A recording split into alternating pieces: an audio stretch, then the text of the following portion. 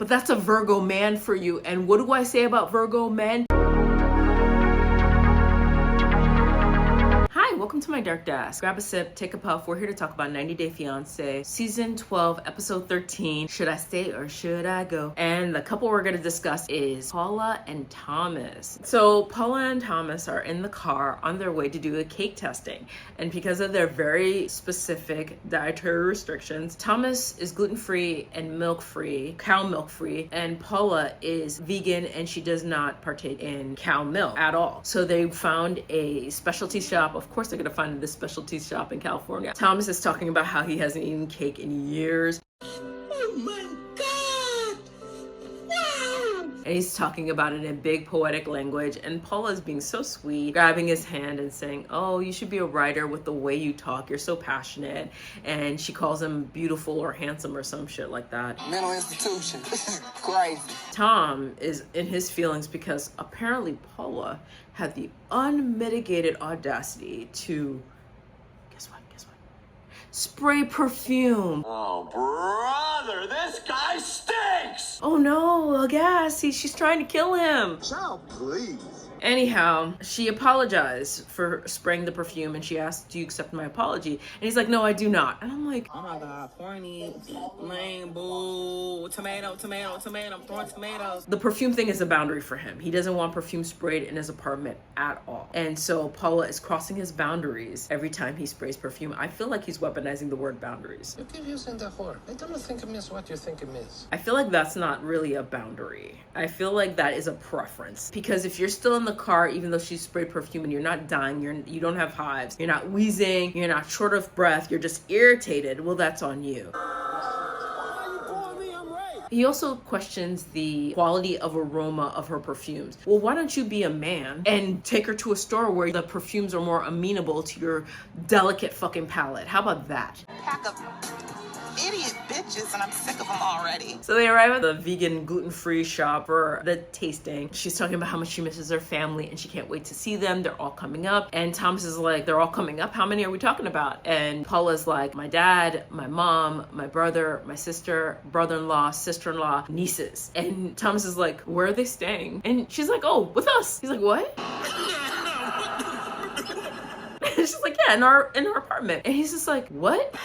And she's like, I'm not asking for permission. My family. He's like, you mean your parents, right? Your parents are staying with us. She's like, no, everybody. Ain't nobody got time for that. And he's just like, no, they're not. And she said, I want to wake up and see my family, and that's what I'm gonna fucking do. I'm not asking for permission. He's just like, my apartment is 800 square feet, and you know, I feel about perfumes and deodorants. Lord, again. Paula says in her interview, like, Thomas is controlling, and she knows it's risky to bring him around her family for an extended period of time in a small space, because if he pops off or does anything that he does to her, to her family, they're not gonna like it. They're not gonna have mince words. She's not gonna be kind about it either. He's in danger. He doesn't understand. I'm in danger. And Thomas says that if anybody sprays perfume or puts on deodorant, I'm gonna have a problem with it. And she's like, they're adults. You can't punish them like they're children. And he's like, well, I'll throw out anybody's deodorant or perfume that I want. I'm just gonna toss it. Crazy? And she's just like, you can't do that. Like, what is wrong with him? Is he really gonna stick his hand into people's personal items or personal property, their bags, and throw their shit out? Like, what is he talking about? That's weird. Thomas is upset because it's a small space, 800 square feet for 10 people, but also he says that Paula needs to cut the umbilical cord. She's 41, she's a grown woman. She shouldn't be this attached to her family. That's a weird take. I told you that bitch crazy. You don't want your partner to be close to her family? Thomas is a weirdo. Anyhow, after the cake tasting, she's in a good mood, but she's stuffed. She's like, I don't know if I want to eat lunch or dinner after this. And they're in the car driving back, and she warns Thomas, like, listen, I'm in a very good mood. I don't need you to have an attitude with my family, because there's going to be a big ass problem if you have an attitude with my family. Cut the cameras. Deadass. And Thomas is like, well, I need my home to be safe. I need my apartment to be safe. She keeps correcting him. She's like, our apartment. He tells her she doesn't need perfume to feel normal. Oh, okay. Yeah. Oh, okay. Sir, what? I'm about to beat this bitch up. Who the fuck are you to tell her how she feels? Who are you, sir? Are you God? I am a golden god! Honestly, Thomas is testing her limits. This is my point of view. I said what I said.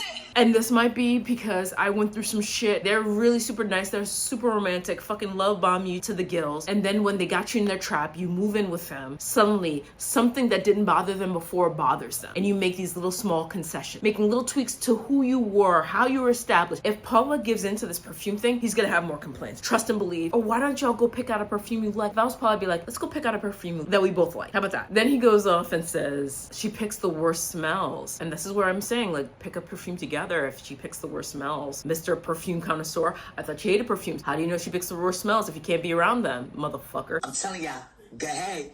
Go ahead with your bullshit. Anyhow, in his interview, Thomas says he's strict with the rules on his apartment, so it's harder to have visitors, and Paula wants to live her life the opposite of how he wants his life to live. And I'm like, okay, so y'all have different lifestyle choices. Y'all shouldn't be together. Y'all shouldn't be getting married. Ta-da! Anyhow, Paula, in this conversation, tries to use the discomfort of her period. She's miserable in her body, but she's not taking it out on anybody. He talks over her, interrupts her. He's like, you know, I support you in that, but I didn't cause your period. So you caused the anxiety or asthmatic. He doesn't even say he's asthmatic. He never says that.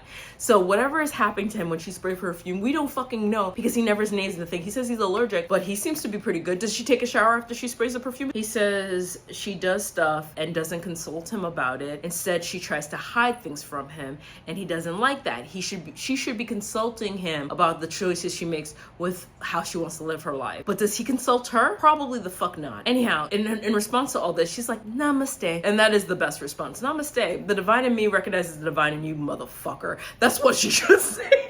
And then she says, this is bars. I love Paula. Because she's like, you don't ask a cockroach to spray the poison on it. You just spray the poison. But you don't ask permission. You're my cockroach.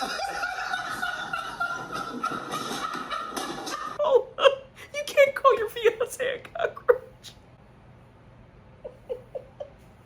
She called him a cockroach. Oh my God. Oh my God.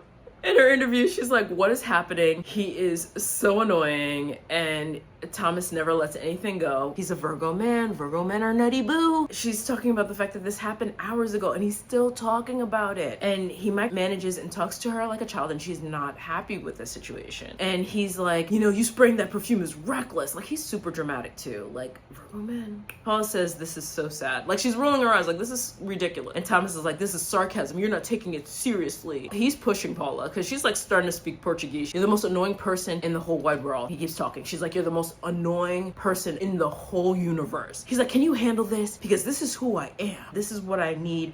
And this is just a hard line. This is a deal breaker for me. And in the interview, Paula's like, what the fuck? Wait a damn minute. She's confused at why he wants to manage her and manage the relationship. And the way he's acting right now, she can't see herself marrying him. And I say, don't. Don't do it. He's nuts. Paul, you're too good for this. Anyhow, Thomas says, you have the option of not marrying me. If you can't stop spraying perfume, then you don't have to marry me. What? Wow. I say call him on it. Call his bluff. Anyhow, that is my recap. Please be sure to like, comment, subscribe, do as you deem fit. Keep your sips and your puffs close, but your instincts even closer. And I'll be sure to catch you on the flips.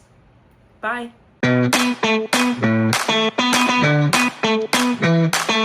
Listen, I'm just some random heifer on YouTube.